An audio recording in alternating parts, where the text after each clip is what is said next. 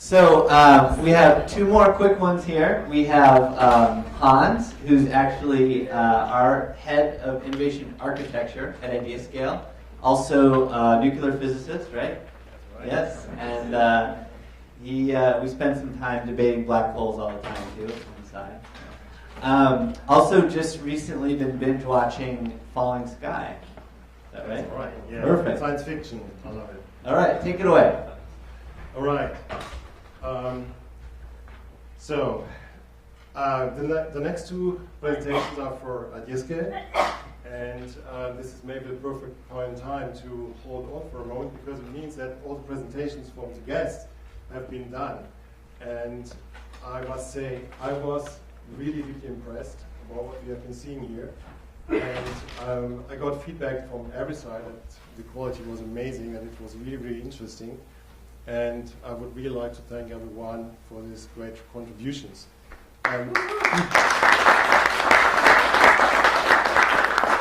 It's absolutely amazing, but you have been taking away a little bit of the joke I wanted to make, but it's okay. I'm going to talk about a topic which is a bit for fun and also for entertainment. But before I do this, I would like to say a few things about what my team is doing. And I'm the Chief Innovation Architect, and my team are the Innovation Architects, and the support team is also belonging to my group. And we have only one mission, and this is understanding your mission and making you successful. And your success is our success. And that's the reason why it's so important that we have this event, and that we have been seeing so much about your missions and also your visions, and that is really fantastic. And I would love to have more of that. My team wants to speak more with you. We also want to have more FaceTime. FaceTime is unbelievably important. I would love to talk to everyone, really. I mean, it's certainly not enough time to do this, but over time, we certainly will achieve this.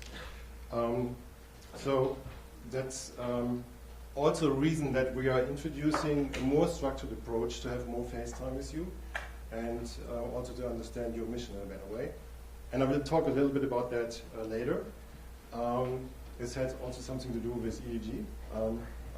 Who's also here today, of course. And now we talk about something which is hopefully a bit entertaining for you, which is the math and the magic of crowdsourcing. So, we are all believers when it comes to crowdsourcing, aren't we? So who would say in the room that he or she is a believer into crowdsourcing? Okay, that's good enough to continue. And let's do it. That's the first time this is failing, by the way, today. Okay. Good. So if you're doing crowdsourcing, you need to control it to make sure that crowdsourcing is not controlling you. Because there are many of them.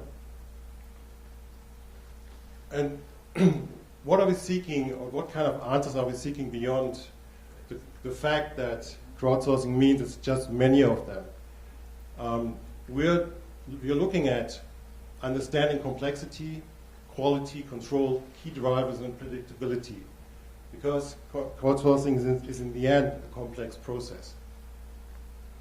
So why does crowdsourcing work, and how does crowdsourcing work?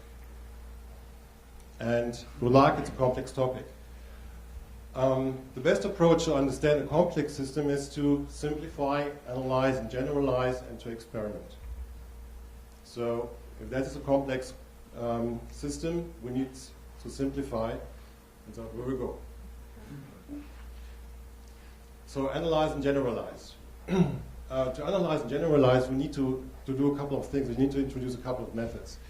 So this is a normal distribution for statistical samples, which is called the Bell curve. You know this very well.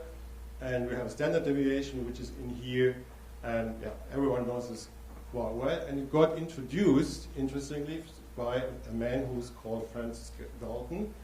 And he was a half-cousin of Charles Darwin. This is not important, but I found it very interesting. Similar haircuts. Right.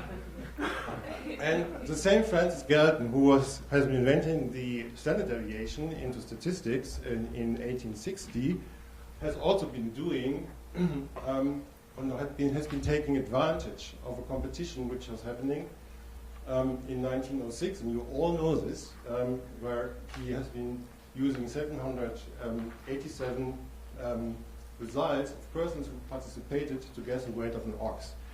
So when I was doing the rehearsal, Jesse was saying, "Oh man, not the ox again, please." Which I understand. So it's not about that. It's more about the question: what's behind the ox? What's behind the thing? What's happened here? So, and what I also found interesting is this is a publication in Nature from Mr. Galton, which was published in 1907, which I found, and I've been indeed reading it to really learn a little bit more about it. So he simplified the complex problem, if you want, and he has been doing an experiment to figure out whether crowdsourcing could work. And the result was, as you all know, 12 or 7 pounds were guessed, and 11.98 pounds were the real weight of the ox, and that's 0.8% close. So, how was it possible that this is going to happen? 0.8% close. Is that a miracle? Is it a big coincidence, or is it just science? I would bet on science, and I would take was math as a portion of magic. So what's a math? Crowdsourcing is a phenomena which can be described by probability science, statistics, and linear algebra. And one can really calculate probabilities that certain scenarios are happening. And the question is, what's the magic? The magic in crowdsourcing is the information and the knowledge which is used in the process. So the general approach, and these are the only 2 formulas I'm showing, because I've been hearing that every time you show a formula, how the audience is running out. So I think Rod has been locking the door, maybe. So we have a probability that something is going to happen, which is the sum of the probabilities that, well, it's not the probability that something is going to happen, it's the probability to find the right solution, and it's the sum of the probabilities of the contributors. And the probability of the contributors, this is PI, is a function of I, K, C, and I, K, and C are information, knowledge, and creativity. So far, so good. So the probability is a function of knowledge, information, and creativity. And in first order, the probability depends linear on K and I, and it's also interesting that in some cases, if you bring in creativity, you can also describe it in a way that you get nonlinear effects. Okay, so what happened with this experiment? This is the distribution of the weight guesses. This is the you have the sigma, and the mean of the measurements were the 12 or 7 pounds, and the standard deviation was 9 pounds. So the knowledge was relatively high in this occasion, because there were lots of experts on the market, and the information was very, very precise because there was an ox on the market. So we were not talking about anything else which was not precisely described. However, we also have a dependency on the knowledge, which means in the moment you have less knowledge available, as it was in this case, available, then the distribution gets just broader, but you still have the same kind of mean, so the probability that you get the right result is still relatively high. Of course, the uncertainty is bigger. But if you do not give the right information, you can get something completely wrong, because you have simply the wrong assumption, the wrong information. So this is the right information, and if you give the bad information, something else is going to be measured, or the result is completely different. Or you can have totally wrong information, and you can also have no information. Yeah. So you can ask that, but nothing's going to happen because you have no information. So in crowdsourcing, it is giving the right information is more important than knowledge. And knowledge is nevertheless important too, which I've already been showing to you. So if you have less knowledge, you have a broad distribution. If you have a lot of knowledge, you have a more sharper distribution. So, what does it mean for crowdsourcing about knowledge? For crowdsourcing, an interesting aspect is that knowledge does not necessarily need to be real academic knowledge or expert knowledge. It is sufficient that you have the knowledge which is required to guess or to achieve what you are supposed to achieve. So, for example, if you are you want to be a veterinary, then you have to collect a lot of information. You have to learn, and you have to go through all these processes of your education to really get at the point. You can certainly then you have the knowledge level of which is the blue part here, and you can certainly answer these questions. But this level of knowledge is not required to answer the question. It is simply sufficient that you teach a crowd what information is, or which knowledge is really required to achieve what you want to achieve. And here's an example. You can just teach them about the weight of 3 different sizes of these animals, and then you have, instead of the whole knowledge, you will have points, and this knowledge is sufficient to guess what is the right solution. In crowdsourcing, the right information is a key for solving problems. And it builds up with the required knowledge, and which is described the problem. So let's talk about a bit what is called swarm intelligence, because this is also fitting here perfectly into the framework. If you call intelligence the best application of information and knowledge, which is solving a problem, then swarm intelligence has 2 phases. One is an uncorrelated swarm interaction, and the other one is a correlated swarm interaction. And swarm interaction is basically very similar to crowdsourcing. You just involve a big number of individuals which are contributing.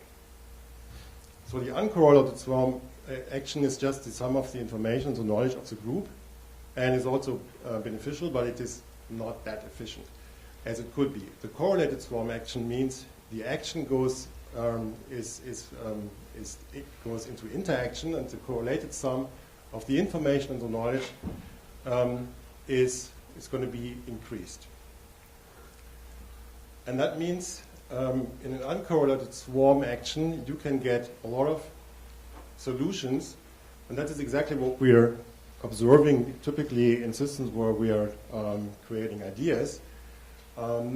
So we have a multidimensional solution space, of course. It's not that simple anymore, like guessing a weight, but you get discrete solutions. And that's because the participants are acting independent of each other.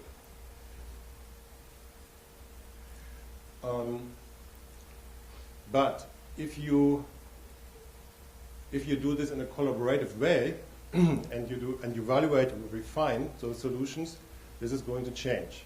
So in the collaborative phase, you can exclude certain of those solutions, because they are either not efficient or they are maybe under the wrong were proposed under the wrong assumptions. They can be too expensive. They can be technically impossible. Some of them, of the existing solutions or proposals, might increase their value because more people are getting convinced this is a good idea, so they are getting bigger. And then they have, going back here, you have also this overlapping solution. That is a very interesting point. Some ideas in crowdsourcing process of course very close together, and if they are very close together, they have potentially a common value, even if they are not exactly the same. But in the refinement process and in the evaluation process of the group, these 2 distinct ideas can be a solution which is not only an idea, but really a kind of solution of built up by several components, which is really interesting and finally successful. So, some intelligence is unleashing its greatest power when collaborating, or if you're doing collaboration.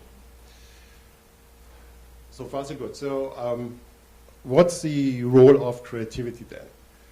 Creativity is the third component in this framework, in this little framework I've been making up, which is determining the probability function.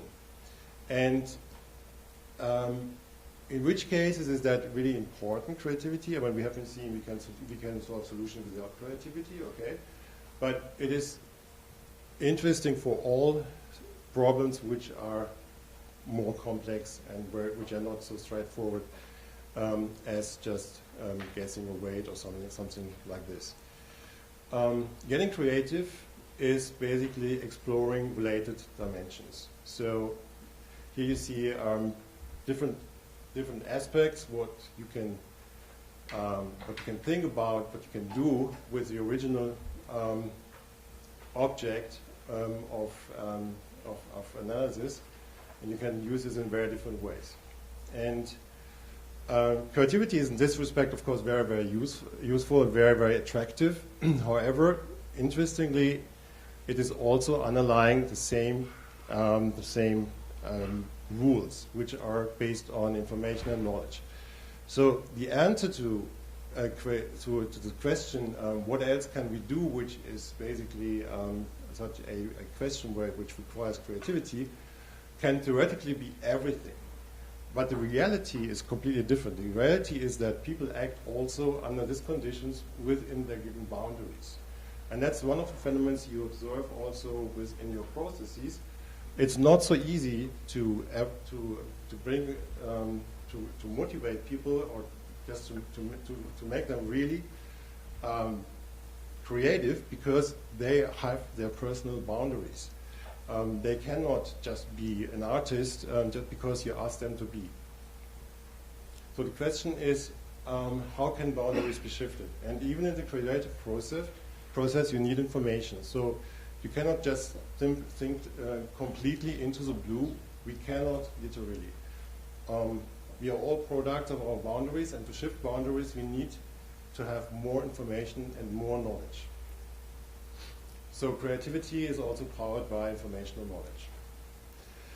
All right, so this was kind of little academic excursus into this phenomenon of crowdsourcing, and I just want to ask the question, why have I been telling you all this? Crowdsourcing requires a very deep analysis of the problem which shall be solved, and to give the right information and to utilize the existing knowledge of the group in order to achieve results in a collaborative way. That's exactly what we need to do. And that's a very responsible and ambitious job for the team organizing crowdsourced innovation, and that's exactly you. So our mission is also more and more to help you to deal with this challenge. And that's the reason that I'm coming back to what I've been saying in the beginning. We are offering new services. One is strategic innovation consulting. Number two is innovation workshops. Then something which we call onboarding innovation workshops and year-end innovation workshops. We offer results structuring and analysis, moderation consulting, moderation support, story movies, and we have also something which we call here just IdeaScale Global Innovation Knowledge Base. That's a product we have been buying a while ago. We're not really utilizing it, but we're going to do this. So we're just working on this. This is in preparation, and some of those offerings are complementary depending a bit on the contracts which we're having. So we can restructure this a little bit or resort these offerings, then you can also turn them around. Then you can also fit them, and then you get a higher value out of that. Okay, and a team who is supposed to do this is myself and Whitney, over there, and EG, of course. It's Herman, Laszlo, Lisa. And we're ready to start. And just to close with the credo. Innovation is our real passion. Innovation is a journey to the future, and let's do this journey together as partners. That's our wish.